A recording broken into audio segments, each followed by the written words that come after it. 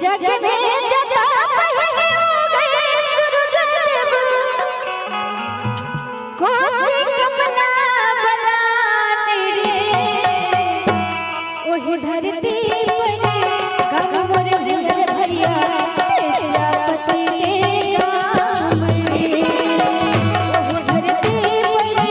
पर गगन रे भैया तेरा पति के काम रे जग में जटा पहने हो गए सूरज देव जग में जटा पहने हो गए सूरज देव कोसी कमला बलाने रे ओही धरती पर गगन रे भैया पावन तेरा नाम रे ओही धरती पर गगन रे भैया तेरा पति के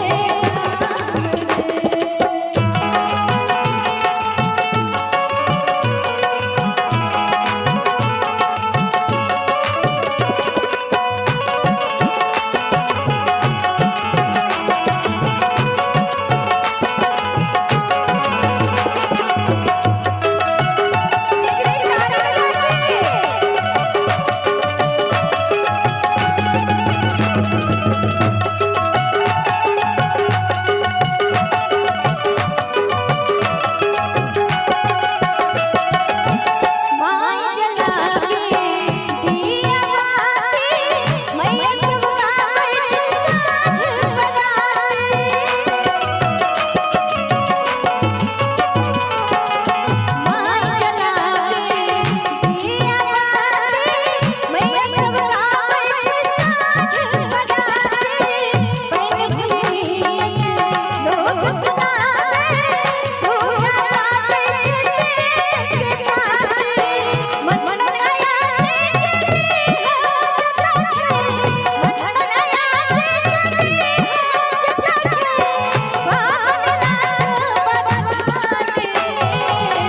ओही धरती पर गगन रे भैया तेरा पति के काम रे ओही धरती पर गगन रे भैया तेरा पति के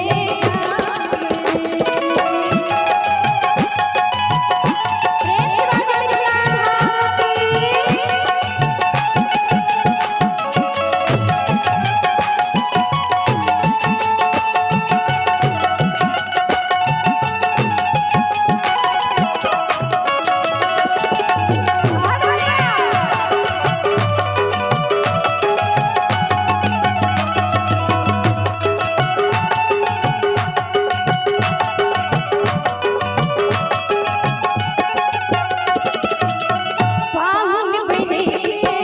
रावण हेला उगना पैसे भूएला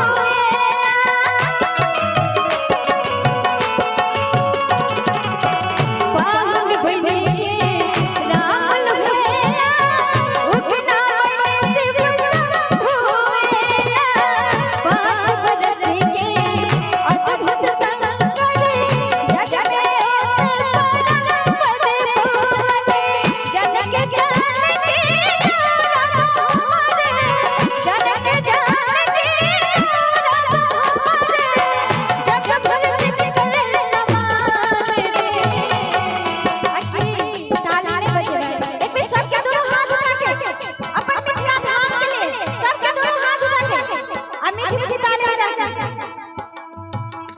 कि पावन मिथिला धाम रे ओही धरती पर